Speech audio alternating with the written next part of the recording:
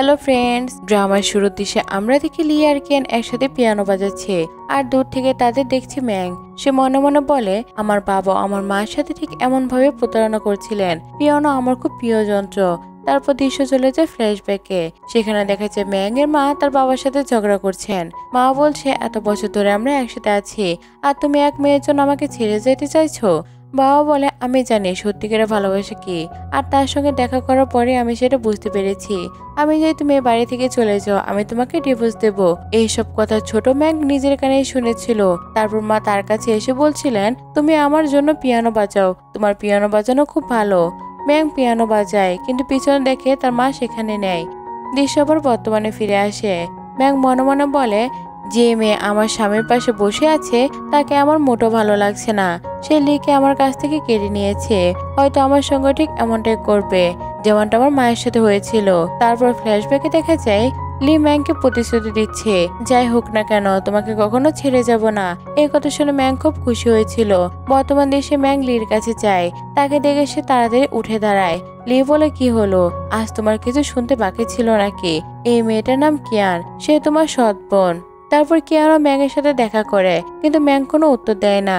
সে লিকে বলে, আমাকে শুধু আমার মায়ের জন্ম দিয়েছে, এর বাইরে আমার আর কোনো বোন নেই। এ বলে সে চলে যেতে থাকে। ম্যাং মনে মনে বলে, আমি জানি এখন আর লি আর আমার মধ্যে কোনো সম্পর্ক আগের মতো হবে না, আর আমি চাইও না। লিকে বুঝতে হবে যে সে কি হারিয়েছে। এরপর সে মায়ের কবরের কাছে যায় এবং বলে, মা, যে গান বাজাতে আপনি আমাকে বলেছিলেন আমি সেটা বাজিয়েছিলাম, তবু আপনি আমাকে ছেড়ে চলে গেলেন। এটা আপনার একদম উচিত হয়নি।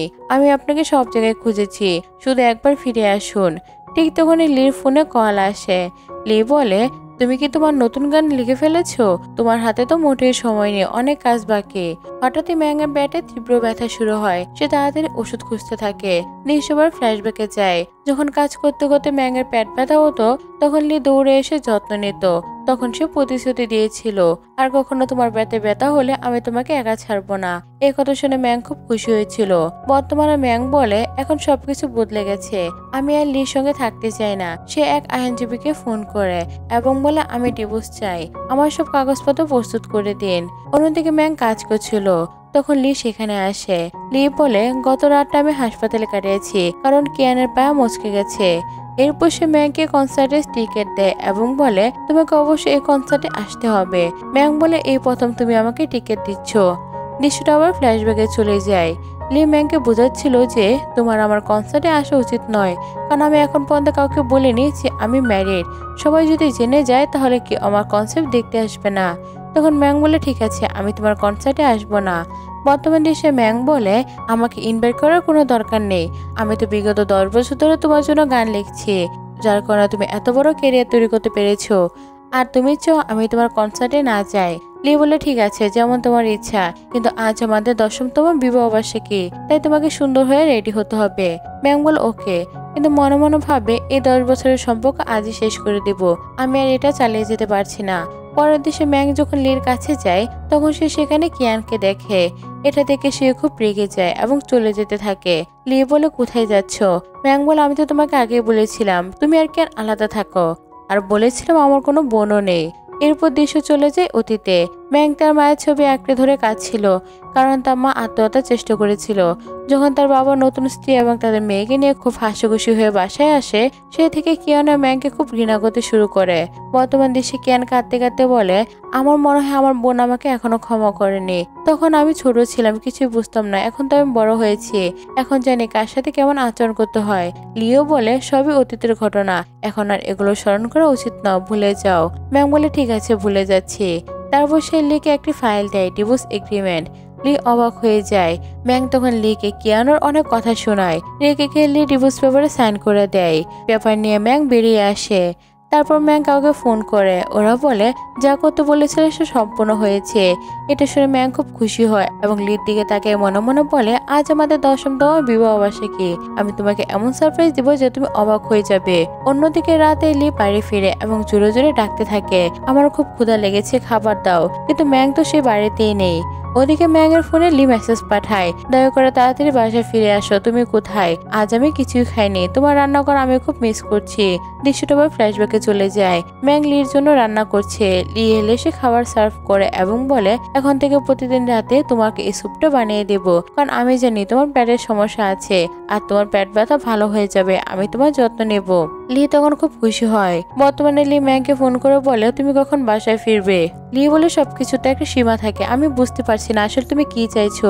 আমি কিছুই খাইনি আর তুমি এখনই বাসায় আসো, আমাকে রান্না করে দাও। এই কথা শুনে ম্যাং তার ফোন কেটে দেয়। পরদিন সকালে ম্যাং ঘুম থেকে উঠে অফিসে যাওয়ার জন্য প্রস্তুত হয়। অফিসে এসে দেখে লি জায়গায় কিয়ান বসে আছে। কিয়ান বলে, আমি তোমাকে আরেকটা কথা বলতে চেয়েছিলাম, তোমার অক্সিডেশন পরিবর্তন হয়ে গেছে, তুমি এখন এখানে কাজ করতে পারবে না। এখানে আছেন লি, একজন ট্যালেন্টেড আর্টিস্ট, আর আমি একজন স্যাং রাইটার, যে লির মতো ট্যালেন্টেড। দেখবি খুব শীঘ্রই লি আমার প্রেমে পড়ে যাবে, আর তখন তার জীবনে তোমার নাম তো দূরের কথা, তোমার ছায়াও থাকবে না। ম্যাং শান্তভাবে বলে, আমি জানি তুমি সবসময় অন্যর ফেলে দেওয়া জিনিসটা নিতে ভালোবাসো, তোমার এই শখ পূরণ করা আমার কোনো আপত্তি নেই। এই সময় লি সেখানে আসে। কিয়ান সঙ্গে সঙ্গে অভিনয় করতে শুরু করে। লি বলে, তুমি কিয়ানকে আরামে কাজ করতে দাও, সবকিছু কঠিন করে তুলো না। ম্যাং বলে, আমি এখানে তাকে বলতে এসেছিলাম যেন সে আরামে কাজ করতে পারে, আমার কোনো সমস্যা নেই, আমি যাচ্ছি। লি তখন বলে, যদি তুমি আমার জন্য কাজ চালিয়ে যাও তাহলে এই কনসার্টে আমি তোমাকে ঘোষণা দেবো যে তুমি আমার ওয়াইফ। ম্যাং বলে, দুঃখিত, কিন্তু আমাদের তো ডিভোর্স হয়ে গেছে, আমি আর তোমার কাছে ফিরবো না। লি বলে, আমি তোমাকে কনসার্টে ঢুকতে দেবো না। ম্যাং বলে, আমার এখানে যাওয়ারই দরকার নেই, আর কনসার্টে তো কখনোই যাবো না। এই কথা বলে সে সেখান থেকে চলে যায়। কনসার্ট শুরু হওয়ার আগেই লি দর্শককে খুঁজে দেখে, কিন্তু ম্যাং নেই। এটা থেকে সে খুব দুঃখিয়ে পড়ে। পরে সে কনসার্টে গান গাইতে থাকে। হঠাৎ তাকে জানানো হয়, আপনি যে গান গাইছেন সেগুলো আসলে আপনার নয়, বরং খুব শীঘ্রই সবার কাছে এই সত্য প্রকাশ হবে। এই কথা শুনে লি ভীষণ চিন্তায় পড়ে যায় এবং ম্যাং এর দৃশ্য লাইভে দেখছিল। তারপর ম্যাং তার আঙ্গুলের রিং এর দিকে তাকায় এবং দৃশ্যটা ফ্ল্যাশব্যাকে যায়। যখন লি রাস্তায় দাঁড়িয়ে কনসার্ট করতো, একজন লোক তার গিটার ভেঙে দিয়েছিল। লির কাছে নতুন গিটার কেনার মতো টাকা ছিল না। সে যখন মাটিতে পড়ে তার কয়েনগুলো তুলছিল, তখন ম্যান গিয়ে বলে, আমি তোমাকে সাহায্য করব, কারণ তোমার ভিতরে সত্যিকার একটি ট্যালেন্ট আছে। কিছুদিন পর ম্যাং লিকে একটি জায়গায় নিয়ে যায় এবং নতুন গানের ডেমো দেখায়। লি খুব খুশি হয়ে যায়। সে বলে, আমি একদিন বিখ্যাত হলে সবাইকে বলবো আমি যে গান গাইলাম সেগুলো সব তুমি লিখেছো। তোমার গান মানুষ এত পছন্দ করেছে যে আমি খুব খুশি। আমি তোমাকে আরেকটা উপহার দিতে চাই। সে একটি ঋণ বের করে বলে, আমরা যেদিন প্রথম দেখা হয়েছিল সেদিন আমি এটা তোমাকে দিতে চেয়েছিলাম, কিন্তু দিতে দেরি হয়ে গেল। এই রিং এর কারণে ভবিষ্যতে আমরা কখনো আলাদা হতে পারবো না। লি রিংটি মেয়ের হাতে পরিয়ে দেয়। ম্যাং খুব খুশি হয়। বর্তমান দেশে ম্যাং এসব স্মৃতি মনে করে কষ্ট পায়। এদিকে লির সব প্রতারণা জেনে দর্শকরা প্রচন্ড রাগ করে, সবাই তাকে অপমান করছে। লি প্র্যাকটিস ফিরে আসে এবং ম্যাংকে বারবার ফোন করে, কিন্তু ম্যাং তার কোনো ফোনই রিসিভ করে না। এরপর সে অ্যাসিস্ট্যান্টের নম্বর দিয়ে ম্যাংকে ফোন করে। ম্যাং কল রিসিভ করতে লি বলে, দেখো আমরা দুজন হাজব্যান্ড ওয়াইফ, এই ক্যারিয়ার বানাতে আমার 10 বছর সময় নিয়েছি, তুমি এখন কিভাবে আমার এই ক্যারিয়ার ধ্বংস করে দিতে পারো? তুমি যা বলেছো সেটা ফিরিয়ে নাও, না হলে আমি শেষ হয়ে যাব, আমি ধ্বংস হয়ে যাব, আমার কাছে কিছুই থাকবে না। প্লিজ একবার ভেবে দেখো, তুমি আমার সঙ্গে এমনটা করতে পারো না, দয়া করে ফিরে আসো। ডিভোর্সের কাগজে সাইন আমি রাগের মাথায় করে ফেলেছি, আমার এমন করা উচিত হয়নি। চাইলে আমি তোমাকে ক্ষতিপূরণ দিতে রাজি, তুমি যা বলবে আমি তাই করব। আমি চাইলে এটা সমাধান খুঁজে বের করবো, তবুও তুমি ফিরে আসো। কিন্তু তখন ম্যাং এর কল কেটে দেয় এবং লিড নম্বর ব্লক করে দেয়। এটা দেখে লি অনেক বেশি রেগে যায়। ঠিক তখনই কায়ান সেখানে আসে। কায়ান বলে, গতবার ম্যাং এসব তোমার থেকে বদলা নিতে করেছে, কারণ সে তোমার উপর রেগে আছে, এর বেশি আর কিছুই নয়। আমি জানি সে তোমাকে ছেড়ে যেতে পারবে না। এটা শুনে লি একটু শান্ত হয়। তখন অন্যরা সেখানে আসে। সে বলে, অডিয়েন্স বলছে তাদের টিকিট রিফান্ড চাইবে, আর কখনো এই শোতে আসবে না, বাইরে বড় ঝামেলা হয়ে গেছে। এখন তোমরা কি করতে চাও? আমার তো মনে হচ্ছে আজ কনসার্ট করাই উচিত ছিল না। লি অনারকে বলে, এই গানগুলো আমার স্ত্রী লিখেছে, আমি ওর সঙ্গে কথা বলবো, ও আমার উপর রেগে আছে, তাই হয়তো এসব করেছে, দেখবেন আমি কথা বলে সব ঠিক হয়ে যাবে। অনার তখন বলে, ঠিক আছে, যা করবে তাড়াতাড়ি করো, কিছু ভুল হলে তোমাকে ক্ষতিপূরণ দিতে হবে, আর আমি তোমার সব কর্পোরেশন বন্ধ করে দেব।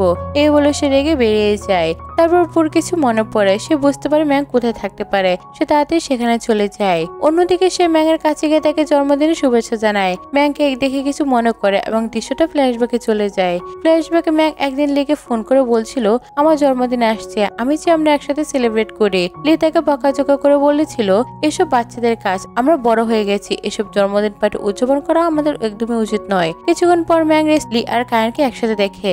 লি কায়ানের জন্মদিন পার্টি আয়োজন করছে, তারা বেশ খুশি। তো বন্ধুরা, দেখলে তো, ওয়াইফের জন্মদিন পালন না করে কায়ানের জন্মদিন পালন করছে। এটা থেকে ম্যাং অনেক বেশি কষ্ট পায়। তখনই সে বুঝে যায় লি তার জন্মদিন পালন করতে চায়নি, কারণ সে ম্যাংয়ের সাথে সময় কাটাতে চায় না। বর্তমানে সে ম্যাং লির কাছে কেক নিয়ে বলে, তোমার এখন চলে যাওয়া উচিত। লি জিজ্ঞাসা করে, সত্যি তুমি আমাকে ছেড়ে চলে যেতে চাইছো? ম্যাং বলে, মনে আছে আমি বলেছিলাম যখন তুমি আমাকে ছেড়ে যেতে চাও শুধু পিয়ানো বাজিয়ে শুনিয়ে দিও, আমি বুঝে যাব। এরপর ফ্ল্যাশব্যাকে দেখা যায় তারা যখন ম্যারেজ সার্টিফিকেট নিয়ে ঘরে ফিরছিল তখন ম্যাং বলেছিল, যদি কখনো তুমি আমাকে ডিভোর্স দিতে চাও পিয়ানো বাজিয়ে দিও, আমি বুঝে যাব আর আমরা আলাদা হয়ে যাব। লি তখন বলেছিল, এমন দিন আর কখনোই আসবে না, আমি পিয়ানো কখনোই বাজাবো না। বর্তমান দেশে লি বলে, তুমি কি আমার পিয়ানো বাজানোতে রেগে আছো নাকি আমার আর কেয়ানের সম্পর্কে? তুমি আসলে কি চাও একবার খুলে বলো। ম্যাং বলে, আমার তো তোমার থেকে কিছুই চাই না, শুধু আমাকে এই জোর করো না যে আমি কায়ানকে মাফ করে দিই, কারণ তুমি জানো না আমার সঙ্গে আসলে কি হয়েছে আর কায়ান আমার কতটা ক্ষতি করেছে। তুমি তোমার মাকে নিজের চোখের সামনে মরতে দেখোনি। আমার বাবা আমার মায়ের সঙ্গে শুধু কিয়ানের মায়ের জন্য ঝগড়া করতেন, তারপর আমার মা আমার রুমে এসে জানলা দিয়ে লাফ দিয়েছিলেন, সেটা আমার জীবনের সবচেয়ে খারাপ দিন ছিল। এরপরও তুমি চেয়েছো আমি কিয়ানকে মাফ করি? তুমি বলো, যদি এসব তোমার মায়ের সঙ্গে হতো তুমি কি কিয়ানকে মাফ করতে পারতে? আর তুমি ভাবছো আমি তাকে মাফ করে দিব? এই সেই পিয়ানো যার কারণে আমি আমার মাকে হারিয়েছি, এবং তখন থেকে আমি পিয়ানোকে অনেক বেশি ঘৃণা করি। লি বলে, কায়ান আমাকে বলেছিল, সে জানতো না তোমার মার সাথে আসলে কি ঘটেছিল। ঠিক তখন কায়ান সেখানে পৌঁছে যায়। সে বলে, সব দোষ আমার, প্লিজ তুমি আমাকে মারো, ওকে কিছু বলো না। ব্যাংক তাকে দূরে সরে দেয়। লি বলে, তুমি এটা কি করছো? আসলে তুমি কি চাও? কায়ান তো তোমার মায়ের সঙ্গে কিছুই করেনি, তাহলে তুমি কেন তার থেকে বদলা নিচ্ছ? ব্যাংক বলে, এর মার জন্য আমার মাও আমার থেকে দূরে চলে গিয়েছিল, আমি একদম একা হয়ে গিয়েছিলাম, সবকিছু কারণ এ এবং এর মা, আমি ওদের কখনো মাফ করব না। লি বলে, কায়ান আমার বোনের মতো আর আমি তাকে ভাই হিসেবে রক্ষা করব। ব্যাংক তখন কিছু ছবি বের করে লির সামনে ছুড়ে দেয় এবং বলে, এই ছবিগুলো দেখে আমি বুঝেছি তোমরা কেমন ভাই বোন। লি বলে, আমার কথা শোনো, আমি সব ব্যাখ্যা করব। ব্যাংক বলে, কোনো দরকার নেই, এখন আমি আর কিছু জানতে চাই না। এই বলে সে চলে যায়। তারপর দৃশ্য আদালতে ডিভোর্স সার্টিফিকেটে সই করে। সার্টিফিকেট নেওয়ার পর ম্যাং এর কোনো কথা না বলে সেখান থেকে চলে যায়। রাতে লি যখন বাড়ি ফিরে সে দেখে রান্নাঘরে কেউ আছে। সে ভেবেছিল ম্যাং ফিরে এসেছে, সে খুব খুশি হয়, কিন্তু ঘুরে দেখে সেটা ম্যাং নয় বরং কায়ান। কায়ান খেতে দেয়। লি খেয়ে বলে, এটা তো খুবই মশলাদার, আমি একজন গায়ক, আমার কণ্ঠ ঠিক করা খুবই জরুরি, বুঝতে পেরেছো? কায়ান বলে, একদম খেলে কিছু হবে না। কিন্তু লির মনে পড়ে ম্যাং তার কত যত্নে নিত। এইভাবে সে চুপচাপ সরে যায়। অফিসে পরদিন লি প্রচন্ড টেনশনে। এসিস্ট্যান্ট এসে বলে, আমাদের নতুন গান খুব তাড়াতাড়ি বানাতে হবে, না হলে আমাদের রেপুটেশন ঝুঁকিতে পড়বে। মিস ম্যাং থাকলে তো কোনো সমস্যা হতো না, কারণ সবকিছু তিনি সামলে নিতেন। এখন তিনি নেই, আমাদের সব সামলাতে হচ্ছে। আর নতুন গানের রাইটার কে হবে আমি তো সেটাই বুঝতে পারছি না। তখন কায়ান আসে, সে বলে, আমি লিখবো। এসিস্ট্যান্ট বলে, এটা এত সহজ না যতটা তুমি ভাবছো। কায়ান বলে, আমি যেহেতু বলেছি তাহলে আমি লিখবো, আর আমি এটা অবশ্যই করতে পারবো। এরপর কায়ান মিটিং রুমে গিয়ে সবাইকে তার লেখা নতুন গান দেখায়। সবাই গানটা অসংখ্য ভুল বের করে। তারা বলে, এই গানটি মোটেও সেই মানের নয় যেরকম মিসেস ম্যাং বানাতেন। তার গান একদম অন্যরকম এবং স্ট্যান্ডার্ড, সবকিছু নিখুঁত হতো। আপনাকে সেরকম গান বানাতে হবে, নইলে কোম্পানির রেপুটেশন নষ্ট হবে। এই কথা শুনে কায়ান খুব রেগে যায়। সে বলে, যে আমার সাথে কাজ করতে চাই সে করবে, আর যে চায় না সে যেন ওই কোম্পানি ছেড়ে চলে যেতে পারে। আমার রাগ উঠলে আমি তোমাদের সবাইকে ফায়ার করে দেব। এখন সিদ্ধান্ত তোমার, তোমরা কি কাজ করবে নাকি কোম্পানি ছেড়ে দেবে। এই বলে সে বেরিয়ে যায়। সব কর্মীরা বলে, এটার সাথে কাজ না করলে চাকরি যাবে, তাই যাই হোক ওর সাথে কাজ করতে হবে, বাইরে বের হওয়ার মতো অবস্থা নেই। এরপর লি এবং তার অ্যাসিস্ট্যান্ট সেখানে আসে। অ্যাসিস্ট্যান্ট বলে, দেখছেন তো সবে কতটা সমস্যায় আছে, যদি মিসেস ম্যাং থাকতেন তাহলে আমার কিছুই হতো না, তিনি সবকিছু সামলে নিতেন, তার না থাকার কারণে কোম্পানি এত বড় ক্ষতি হবে। এরপর একটি ফ্ল্যাশব্যাকের দৃশ্য দেখানো হয়। সব কর্মীরা ম্যাং এর নতুন গান শুনে মুগ্ধ হয়, সবাই তালি দেয়। ম্যাং হেসে দিয়ে বলে, দেখবেন একদিন আমি এমন গান বানাবো যা একদম মাস্টারপিস হবে। সবাই তখন অনেক বেশি খুশি হয়েছিল। বর্তমান দেশে লি বলে, আমি জানি ওর না থাকার কারণে আমার অনেক বড় ক্ষতি হয়ে পড়েছে, কিন্তু আমি ক্ষতি পূরণ করব। এদিকে ম্যাং নিজের অ্যাসিস্ট্যান্ট তাকে জানায়, কপিরাইট ভুরোতে আপনার সব প্রসেস সম্পন্ন হয়েছে, এখন সব গান আপনার নামে। আর লির একটা নতুন মিউজিক কালেকশন ঘোষণা করেছে, যেখানে সে গানে স্টাইল পরিবর্তন করেছে। ম্যাং বলে, আমি যে গানগুলো তার জন্য বানাতাম ওর কণ্ঠের জন্য সেগুলো পারফেক্ট ছিল, আমি যেন অন্য কোনো গান তার কণ্ঠে মানাবে না, এভাবে চলে সে নিজের সুনাম নষ্ট করবে। অ্যাসিস্ট্যান্ট জিজ্ঞেস করে, আমাদের কি কিছু করা উচিত? ম্যাং বলে, না এখন কিছু করো না, সে যা খুশি করতে চায় করুক, আমি প্রথমে দেখতে চাই আমাকে ছাড়া সে কি করে করতে পারে। অন্যদিকে লি তার ফোনের ফ্যানদের মেসেজ দেখে সবাই খুব খারাপ মন্তব্য করছে। লি হতবাক হয়ে বলে, এসব কি হচ্ছে? অ্যাসিস্ট্যান্ট তখন বলে, আপনি যে স্টাইল চেঞ্জ করছেন দর্শকরা সেটা একদম পছন্দ করেনি, আপনার কণ্ঠে এই গান একদমই ভালো লাগছে না, অনেকে বলছে এই গান আপনার ফ্যানেরও নয়, আপনার সুনাম ভয়ঙ্করভাবে কমে যাচ্ছে। লি তখন বলে, এটা তো ভয়ানক ব্যাপার, কিছু একটা করতে হবে। এভাবে চলতে থাকলে তো আমার রেপুটেশন একদম ধ্বংস হয়ে যাবে। ফ্ল্যাশব্যাকের দৃশ্যে দেখানো হয় যখন লি প্রথম কনসার্টে করে ফিরছিল, সবাই তার পারফরমেন্স খুব প্রশংসা করছিল। কোম্পানি থেকে পারফরমেন্সের জন্য স্বাগত দিয়েছিল। তারপর সে ম্যাং এর কাছে গিয়ে তাকে বলেছিল, তুমি আমার জন্য সব গান প্রস্তুত করেছো এবং আমার এই স্টাইলটা খুবই ভালো লেগেছে, এগুলো আমার কণ্ঠের সাথে মানায়। এই কথা শুনে সে খুব খুশি হয়। বর্তমানে সে এখন লি তার ভুল বুঝতে পারে এবং চুপচাপ সেখান থেকে চলে যায়। ওদিকে ম্যাং এর কাছে অ্যাসিস্ট্যান্ট আসে এবং বলে, আপনি যে নতুন গানটা রিলিজ করেছেন তার ভিউ আর ফিডব্যাক খুব ভালো আসছে, আমাদের স্কোর ধারণ হচ্ছে, আমাদের এভাবে কাজ চালিয়ে যেতে হবে। কিন্তু আমি আপনাকে আরেকটি কথা জানাতে চাই, একটা নতুন ক্লায়েন্ট আপনার সাথে দেখা করতে চান। ম্যাং ফাইল দেখে বলে, ঠিক আছে, এই ক্লায়েন্টের সঙ্গে আমার মিটিং সেট করে দাও, আমি অবশ্যই দেখা করব, কারণ সে মিউজিক সম্পর্কে খুব পছন্দ করে আর আমার মনে হয় যে ওর সাথে দেখা গেলে আমি মিউজিকের অনেক উন্নত করতে পারবো। পরের দৃশ্যে দেখা যায় ম্যাং তার ক্লায়েন্টের জন্য অপেক্ষা করছে। কিছুক্ষণ পর হু এসে বসে। হু তাকে প্রতি গানের জন্য 10 মিলিয়ন দেওয়ার প্রস্তাব দেয় এবং কন্ট্যাক্ট করার কথা বলে। ম্যাং বলে, মনে হচ্ছে আপনি বেশ প্রস্তুত হয়ে এসেছেন, ঠিক আছে, আমি ভাববো এবং আপনাকে পরে জানাবো। হু বলে, কোনো তাড়া নেই। ওদিকে ম্যাংকে খুঁজতে খুঁজতে লির এক রেস্টুরেন্টে পৌঁছায়, কিন্তু তাকে পায় না। যখন চলে যেতে চায় তখন ম্যাং তাকে এসে দেখে এবং ভাবে, এতক্ষণ নিশ্চয় ওর আমার কথা দরকার পড়েছে এবং এখন আমাকে খোঁজার চেষ্টা করছে। পরবর্তী দৃশ্যে আমরা দেখি পার্টি দিন। এবার হু একটি পার্টির আয়োজন করেছে। ম্যাং তার মায়ের ব্রোচ দেখছে, যা তার মায়ের রেখে যাওয়া সেই স্মৃতি। ও এসে বলল, তুমি রেডি তো? ম্যাং বলে, হ্যাঁ, তবে এটা আমার মায়ের জিনিস, এটা আমি কখনো হারাতে চাই না। আজ কেন জানে একটু ভয় লাগছে। ও তাকে সাহস দিয়ে বলে, তুমি দারুণ মিউজিক লিখেছো, সবাই পছন্দ করেছে, তুমি নিজের উপর বিশ্বাস রাখো। সেখানে কায়ান আর লিও সে পার্টিতে উপস্থিত হয়। কিছুক্ষণ পর ম্যাং আসে। লি তার কাছে এসে বলে, দয়া করে আমার কথা শোনো, কোম্পানিতে ফিরে আসো, অনেক কাজ আছে, সব ঠিক হয়ে যাবে। ম্যাং বলে, আমি এটা করতে পারবো না। এমন সময় তার মায়ের ব্রোচ পড়ে যায়। কায়ান সেটা দেখে নিজের পায়ে পিষে ফেলে। পা তুলতে ব্রোচটা ভেঙে যায়। এটা দেখে ম্যাং হতবাক হয়ে যায়। সে ব্রোচটা তুলে নেয়। কায়ান বলে, সরি, আমি দেখিনি, জানতাম না কিছু আছে। এটা শুনে ম্যাং আরো রেগে যায় এবং কায়ানকে ঠেলে দেয়। লি বলে, যা হয়েছে সেটা আলাদা, কিন্তু তুমি ওর সঙ্গে এত খারাপ আচরণ কেন করলে? তোমাকে এখন এখান থেকে বের করে দিতে হবে। সে কারদের ডাক দেয়। ঠিক তখন হু এসে বলে, আমার অতিথির সঙ্গে এমন আচরণ কেন করছো? সবার সামনে সে ম্যাংকে পরিচয় করায় দেয়, এটা আমার নতুন পার্টনার, এখন থেকে সে আমার সাথে কাজ করবে। সে ম্যাংকে জিজ্ঞেস করে, তুমি ঠিক আছো তো, কোথাও লেগেছে? ম্যাং বলে, না, আমি ঠিক আছি, কিন্তু আমার মায়ের সেই স্মৃতিটা নষ্ট হয়ে গেছে, এই পোস্টটা ভেঙে গেছে, এখন আমি খুব কষ্ট পাচ্ছি। সে বলে, ঠিক আছে, আমার মনে হয় আমি এটা পুলিশকে জানানো উচিত। গার্ড, তোমরা পুলিশকে কল করো। লি বলে, পুলিশ ডাকতে হবে কেন, আমরা এখানে সব ঠিক করে নেব। আর যা ক্ষতি হয়েছে তোমার, তুমি সেটা বলো, আমি দিয়ে দেব। আমাকে ক্ষমা করে দাও। কায়ান যা করেছে সেটা ইচ্ছে করে করেনি, কিন্তু তুমি আমাকে বলো, আমাদের ডিভোর্স হয়ে গেছে আর তুমি ইতিমধ্যে অন্য একটা মানুষকে পেয়ে গেছো। তখন হু বলো, তোমার কথা বলা ভঙ্গিটা ঠিক করো। ম্যাং একদম মুক্ত মানুষ, নিজের জীবনের সিদ্ধান্ত নিজেই নিতে পারবে। এখন তার আর তোমার মধ্যে কোনো সম্পর্ক নেই। এমনকি সম্পর্ক থাকার সময় আমি শুনেছি তুমি অন্য মেয়ের সঙ্গে ছিলে, তুমি সেই মেয়ের সঙ্গে জড়িয়ে পড়েছিলে, সেই কারণে ম্যাং তোমাকে ডিভোর্স দিয়েছে। এতে ম্যাংয়ের কোনো দোষ নেই, সব দোষ তোমার দেওয়া উচিত। ম্যাং তখন বলে, তুমি জানো, আমার মার সঙ্গে আমার বাবা অনেক খারাপ ব্যবহার করেছিল, যার কারণে কায়ানের মা তাকে পেয়েছিল।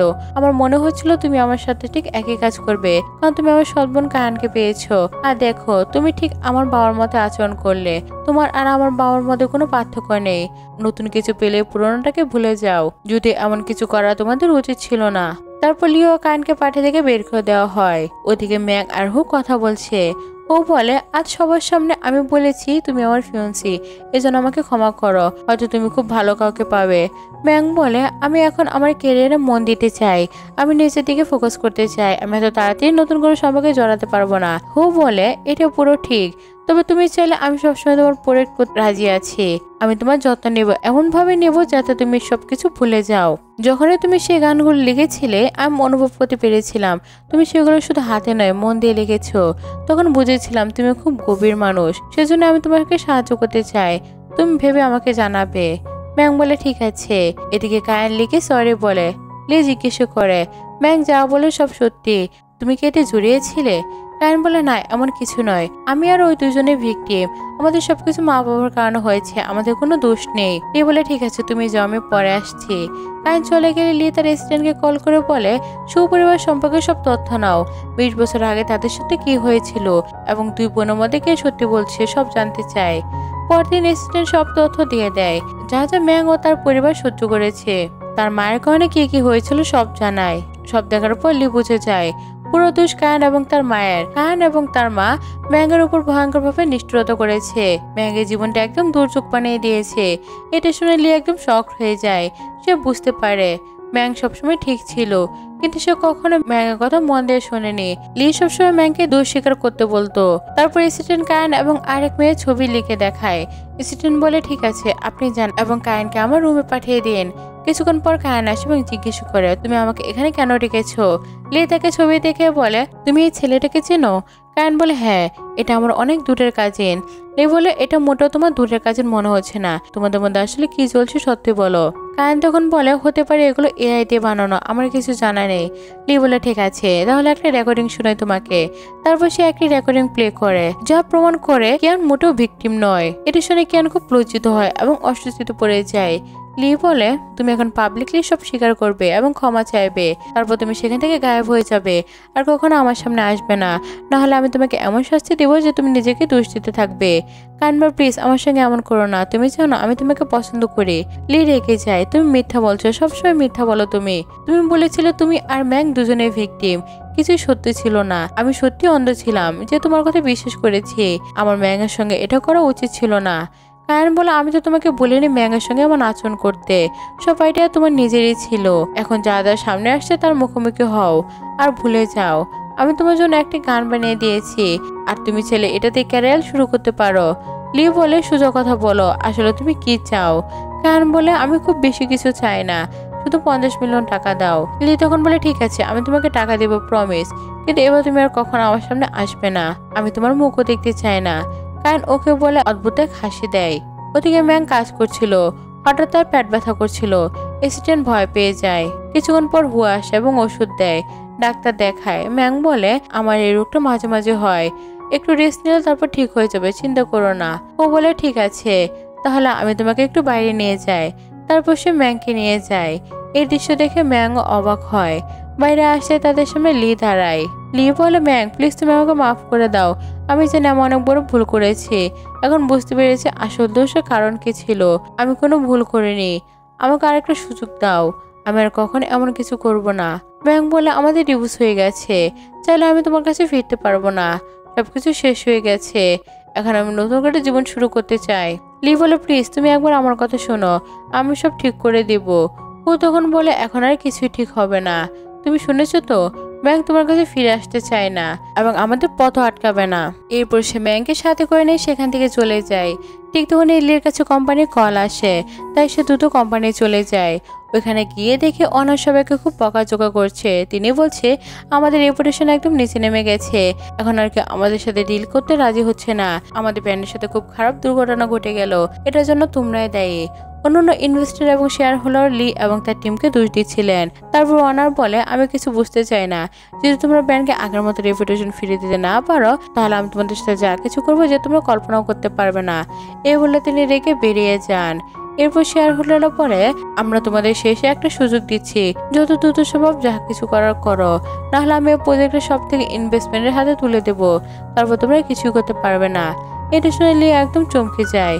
ঘরে ফিরে দেখে ক্যান বাড়ির সবকিছু নষ্ট করে ফেলেছে, নেশাগ্রস্ত অবস্থায় আছে। লি তাকে খুব খারাপ ভাবে বলে সবকিছু কারণ তুমি, তোমার আমার জীবনে আসা উচিত ছিল না, তুমি না এলে ম্যাং আমার সাথে থাকতো আর আমার সাথে সবকিছু হতো না, তুমি আমাকে হঠাৎ করে এসে আঘাত করেছো। কেন উত্তর দেয় আমি তোমাকে কখন আঘাত করেছি, তুমি এসব কি বলছো, আমি তো কখনো তোমাকে বলি করিনি এবং ম্যাংকে দূরে সরাতেও চাইনি, আমি তো কখনো বলিনি ম্যাংকে দূরে সরাতে বা আমাকে অ্যাটেনশন দিতে, আমরা দুজনে একে অপরকে ব্যবহার করেছি, এতে নতুন কিছু নেই। তোমার দরকার ছিল একটা ডিউটি, আর আমার দরকার ছিল তোমার টাকা আর ফ্যাম, তাই আমাকে দোষ দিতে পারো না, এটা আমার দোষ নয়। লি বলল, তোমার সাথে দেখা হওয়ার পরে আমি চেষ্টা করেছিলাম তোমাকে জেলে পাঠাতে, কারণ তুমি বাইরের সবার জীবন নষ্ট করে দেবে, কিন্তু আমি সেটা হতে দেবো না। বলে সে সেখান থেকে চলে যায়। অন্যদিকে লি প্রচন্ড নেশা করছিল এবং মার সাথে ঘটনার মুহূর্তগুলো মনে করছিল। আজ সে খুব রিগ্রেট ফিল করছে, কেন সে ম্যাংকে ছেড়ে চলে গিয়েছিল। রুমে গিয়ে সে আবার ম্যাংয়ের দিকে দেখতে পায়, কিন্তু সেগুলো ছিল তার নিজে হ্যালুসিনেশন। হঠাৎ সে ম্যাংয়ের ডায়েরি দিকে দেখতে পায়, খুলে পড়ে থাকে এবং লেখা থাকে, আমার শৈশব খুব ভালো কাটছিল, কিন্তু বাবার দ্বিতীয় বিয়ের পর সবকিছু বদলে গেছে। কেন মা বাড়িতে আসার পর থেকে আমার মা আত্মহত্যা করছে এবং আমাদের সংসারটা ভেঙে যায়। আমি কখনো ভাবতে পারিনি আমার নিজের বাবা এমন করতে পারে। আমার সৎ মা এবং সৎ বোন আমাকে সহ্য করতে পারতো না এবং তার জন্য আমার সাথে বাজে ব্যবহার করতো, কিন্তু আমি এখন বুঝতে পারছি না, সব ঠিকই ছিল। আমি এখনো তার কষ্ট অনুভব করতে পারি, তবু আমি আমার মায়ের করা ভুল পুনরাবৃত্তি করব না। আমি নিজের জীবন শেষ করে দিতে পারি না। আমি নিজের জন্য বাঁচবো এবং নিজের জন্য গান তৈরি করব। যখন লি আমার জীবনে এলো তখন মনে হয়েছিল আমার জীবন টার্নিং পয়েন্ট এসে গেছে। সে খুবই সৎ এবং পার্সেন্টেজ ছিল, তাই আমি তার প্রতি খুবই আকৃষ্ট হয়ে পড়েছিলাম, কিন্তু ধীরে ধীরে বুঝলাম আসলে সে তেমন কিছু নয়। আমি আমার জীবনে 10 বছর এমন একজনের সাথে নষ্ট করেছি যা আমার জন্য কিছুই করেনি। এমনকি সে আমার গানগুলো নিজের গান বলে লাইভে সবার সামনে গান গাইতো। সে নিজেই লিখছে, এমনকি সে দেখাতো যে সে এখনো বিয়ে করেনি, একা আছে, অথচ বাস্তবে এমন কিছু নয়। একদিন আমি তার অফিসে গেলে জানতে পারি যে সে পিয়ানো বাজাতে পারে, কিন্তু আমি এটাও ইগনোর করি। পরে জানি তার পেট সংক্রান্ত সমস্যা আছে, তাই আমি তার জন্য স্যুপ বানাই, যা তার জন্য খুবই উপকারী। আমি গোপনে তার খুব যত্ন নিতাম, কিন্তু সে তো আমার বাবার মতে আমার সাথে প্রতারণা করলো। সে বুঝতে পারেনি যে আমি তার কতটা পছন্দ করতাম, আর এই কারণে সে আমাকে ছেড়ে যেতে প্রস্তুত হয়ে যায়। প্রথমে ভাবতাম আমরা একসাথে বুড়ো বয়স পর্যন্ত থাকবো, কিন্তু সেই দিন যখন আমি লিকে আমার হাফ সিস্টারের সাথে পিয়ানো বাজাতে দেখি, সেদিন আমি বুঝেছিলাম আমি ভুল ছিলাম। আমি যে ভাবছিলাম তা একদম ভুল। লি আমাকে প্রমিস করেছিল সে কখনো পিয়ানো স্পর্শ করবে না, কিন্তু শুধুমাত্র জ্ঞানের কারণে সে আবারও পিয়ানো স্পর্শ করলো এবং আমার ট্রমা আবার ট্রিগার হয়ে গেল। তাই আমি বুঝে গেছি যে এখন আমি লির জীবনে কোনো জায়গা রাখি না এবং সেই জায়গায় শুধু জ্ঞান রাখে। তারপর লি যখন জ্ঞানকে আমার সামনে প্রোটেক্ট করে এবং খুব প্রায়োরিটি করে, তখন আমি বুঝতে পারি তার জীবনে আমার আর কোনো গুরুত্ব নেই। আমি আমার মায়ের মতো একই ভুল করবো না আর। তাই ভাবি আমি লির সঙ্গে ডিভোর্স নেব এবং নিজের জীবন বাঁচাবো। এটা সব বোঝার পর লি খুবই দুঃখিত হয়ে পড়ে। এরপর লিয়ার নিজস্ব ইমেজে তাকে দোষারোপ করে, তোমাকে ব্যাংক এভাবে ছেড়ে যাওয়া উচিত ছিল না, সেও খুবই লয়াল ছিল, তোমাকে খুবই যত্ন করেছিল। এরপর লি বুঝতে পারে যে সে খুব ভুল করেছে। এই উপলব্ধি নিয়ে সে কেঁদে ফেলতে থাকে।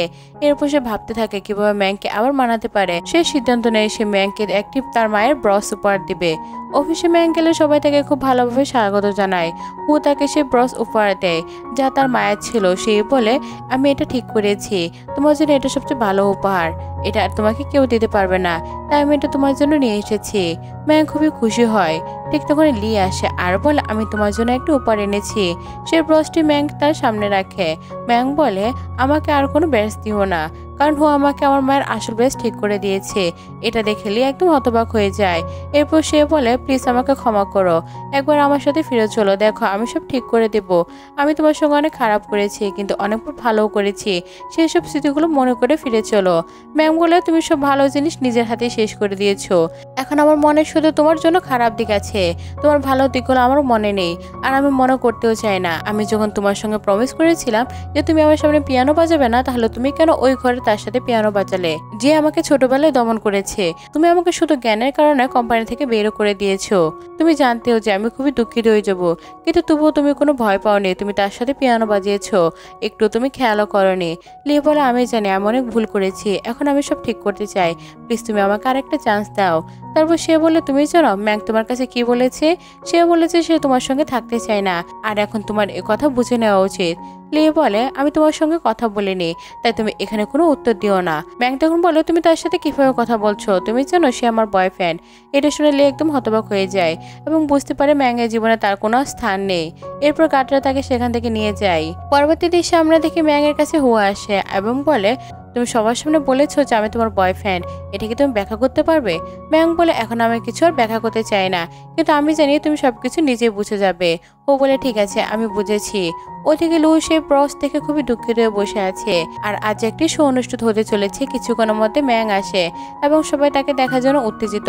সকল রিপোর্টার তাকে অদ্ভুতভাবে প্রশ্ন করতে থাকে, কিন্তু সে সবকিছু খুবই রিল্যাক্স করে শুনছে। ইতিমধ্যে লি আসে এবং বলে, আমাদের সমাপ্তি কি এমনই হবে? আমাদের সমাপ্তি কখন এমন হবে আমি ভাবিনি। ম্যাং এ উত্তর দেওয়ার আগে ক্যান আসে এবং বলে, তোমার জীবন কিভাবে আমার জীবন থেকে ভালো হতে পারে? আমি ছোটবেলা থেকে চেষ্টা করি যাতে তোমার জীবন খারাপ হোক, আর তুমি যা কিছু অনুভব করবে তা আমিও অনুভব করতে চাই। আমি চাই সব যন্ত্রণা তুমি অনুভব করো। এরপর সে ম্যাংকে মারার জন্য এগোতে যায়। সবাই তখন হতবাক হয়ে যায়। ঠিক তখনই লি আসে এবং তাকে রক্ষা করে। লি স্থানে পড়ে যায় এবং পুলিশ তাকে গ্রেফতার করে নিয়ে যায়। লি শেষ কথা বলে, এবার আমার সময় ছিল তোমাকে রক্ষা করার। তুমি সবসময় আমাকে রক্ষা করেছো, আর এখন আমি আমার শেষ কাজ করেছি। এরপর লি তড়িঘড়ি অসুস্থ হয়ে যায়। ম্যাং আর হো লিকে হাসপাতালে নিয়ে যায়। ডাক্তার বলে, আমরা তার জীবন রক্ষা করেছি, কিন্তু ছুরির আঘাত ভিটাল অ্যাগনোসে পড়েছে। আমার খুব কষ্ট হচ্ছে তার জীবন রক্ষা করতে। কিছুক্ষণের মধ্যে তাকে দেখতে পারবেন। পরবর্তীতে ম্যাং লির কাছে যায়। লি জিজ্ঞেস করে, ক্যানের সঙ্গে কি হয়েছে? ম্যাং জানে পুলিশ ক্যানকে গ্রেফতার করেছে এবং কোম্পানির ব্রকরেজকে দিকে যাচ্ছে।